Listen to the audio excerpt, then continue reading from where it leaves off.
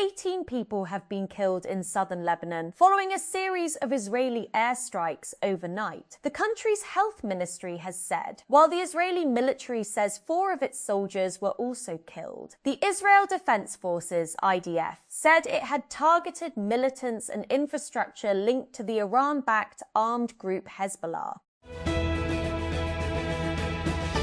Artificial intelligence has become the latest issue to drive a wedge between the United States and its allies, after US President Donald Trump ordered tech giant Anthropic to cut off foreign access to its powerful Mythos 5 and Claude Fable 5 AI models, citing national security concerns.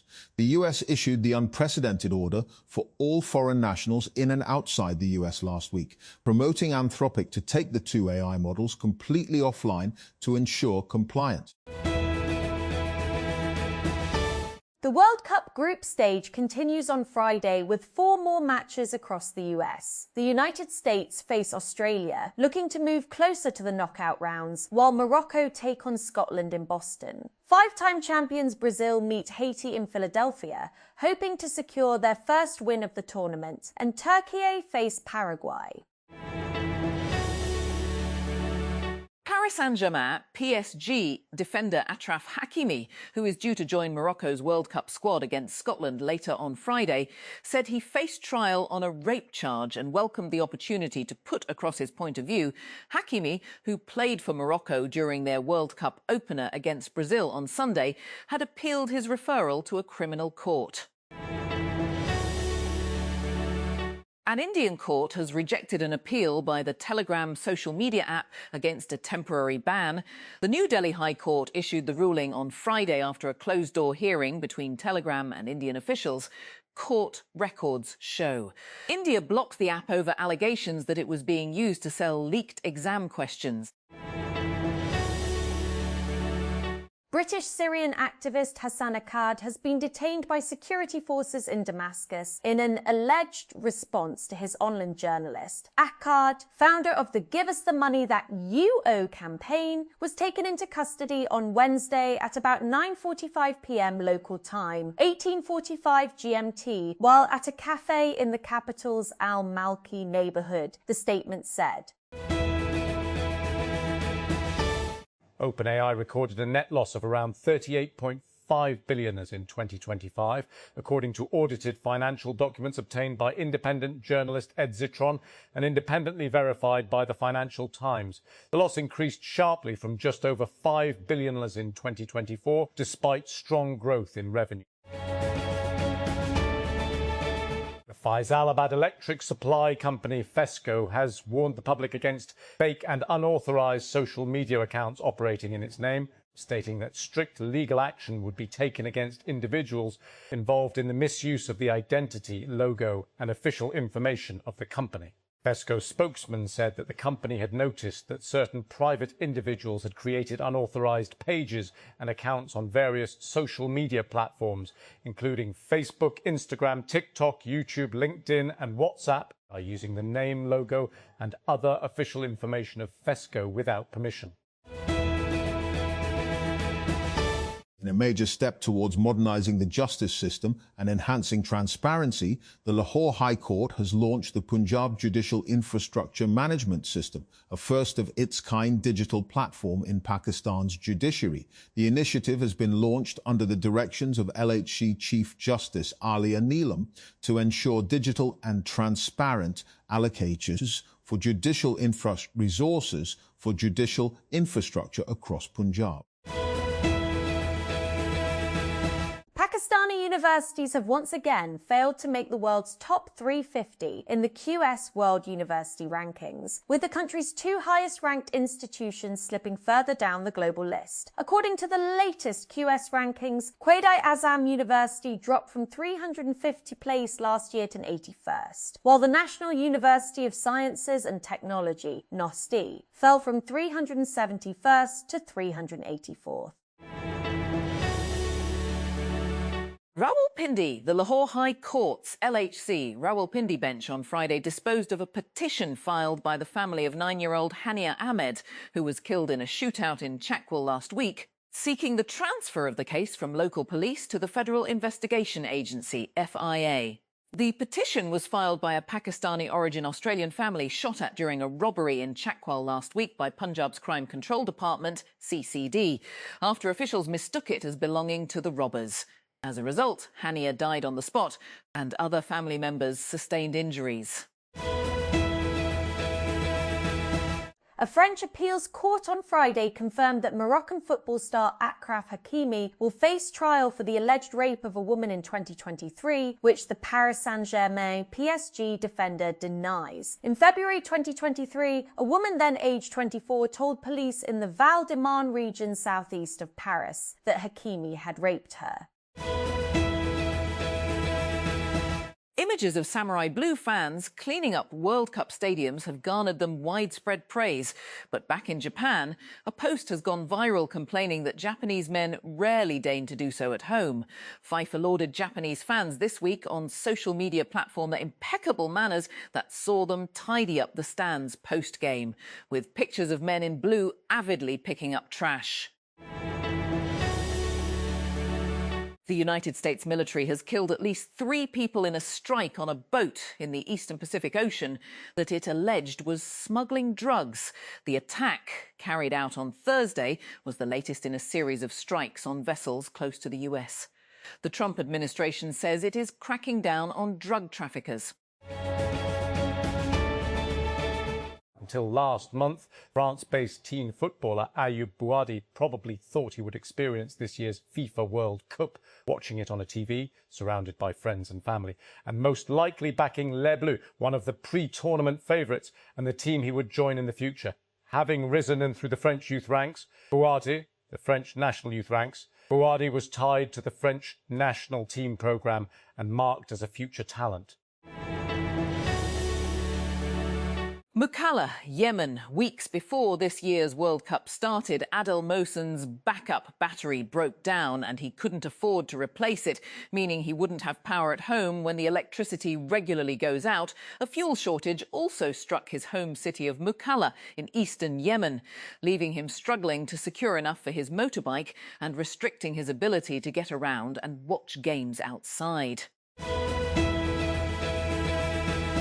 Consumers may need to keep their current smartphones longer as AI-driven demand drives up memory prices and makes new handsets more expensive. Research firm CCS Insight expects smartphone shipments to fall by 15% this year. Some entry-level devices have already recorded price increases of more than 50% compared with last year. According to a notification issued by the Pakistan Air Force Information and Selection Centre, Sukkah, online registration for recruitment as civilian staff in the Pakistan Air Force under Cycle 15 2026 will remain open from June 15 to June 28, 2026. Vacancies have been announced for the posts of medical assistant, both male and female candidates, driver and cook. Pakistan Medical and Dental Council, PMDC, has made it mandatory for medical colleges to establish family medicine departments as part of efforts to strengthen primary healthcare services in the country. The council has also decided to integrate 75 teaching hours of family medicine into the undergraduate medical curriculum and introduce a 3-year optional house job rotation pathway to enhance primary care training and community-based healthcare delivery. The University of Health Sciences, UHS, Lahore has opened online applications for the migration of BSN generic 4-year degree program students enrolled in public sector nursing colleges across Punjab. According to the public notice, the migration process is being carried out under the migration policy for public sector nursing colleges, which was notified by the government of Punjab on the 13th of May 2026. Eligible students can apply for migration to the 2nd or 3rd year of the BSN generic program, subject to the prescribed conditions. Authorities will monitor Muharram processions and religious gatherings in Islamabad through drones and digital surveillance as part of an extensive security plan aimed at maintaining peace during the holy month. The announcement came after Interior Minister Mohsin Naqvi chaired a high-level meeting to review Muharram security arrangements in the federal capital. An Indian state health authority is investigating how liquid discharged from Apple supplier Tata's iPhone components factory has affected farmers, some of whom complained about skin issues from contamination in their farmlands, according to 3 officials and a document reviewed by Reuters. The health investigation opens a new front in an environmental dispute that has become a test case for India's push to become a major manufacturing hub for Apple iPhones. Information Ministry on Friday refuted Afghanistan's claims of targeting alleged terrorist camps in the border areas of Khyber Pakhtunkhwa and Balochistan.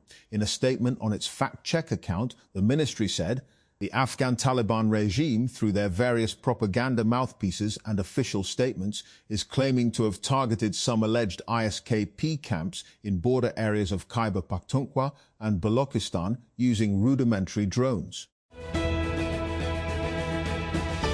A new round of direct talks between the US and Iran have been postponed after Vice President J.D. Vance delayed a planned trip to Switzerland. The White House announced late on Thursday that Vance would not be travelling to the talks and said the logistics had not been simple or predictable. A deadly strain of bird flu sweeping through remote islands near Antarctica has devastated the native wildlife population, killing an estimated 13,000 seal pups, as well as penguins and seabirds, researchers say. Drone surveys conducted by the Australian Antarctic Programme in October and January revealed sobering images of seal pup carcasses littering the greyish volcanic shores of Heard and McDonald Islands. Jared Hodgson, a senior research scientist at the organisation, said, It was supposed to be a historic day. An American vice president and a senior Iranian political leader in the same place. Something unthinkable for 47 years for what was billed as an in-person signing of the document expected to lead to an end of this war. But there are no delegations in Switzerland, and it's not just the previously planned signing ceremony that is off. The first round of technical talks of the next phase of this process, a critical step in getting to a real peace deal, have been delayed too. Iran's 2026 World Cup team will lodge a complaint with FIFA, claiming they are being subjected to travel restrictions during the tournament in North America, the Iranian Football Federation spokesperson said on Thursday. Despite having submitted its preparation schedule for the tournament well in advance, Iran's national football team has once again encountered restrictions imposed by the organisers, affecting the implementation of its technical staff's plans, the spokesperson said, according to AFP news agency. Planned talks in Switzerland between the United States and Iran to discuss the technical terms of their ceasefire deal have been postponed. The Swiss Foreign Ministry confirmed early on Friday that the talks, which were scheduled to take place in Bergenstock, would not go ahead. Oil prices have begun rising again as an agreement between the United States and Iran hangs in the balance. Brent crude, the international benchmark, rose 0.65% on Friday after falling as much as 0.9% earlier in the day, as traders continued to weigh the practical effect of the US-Iran Memorandum of Understanding on ending their war and reopening the Strait of Hormuz.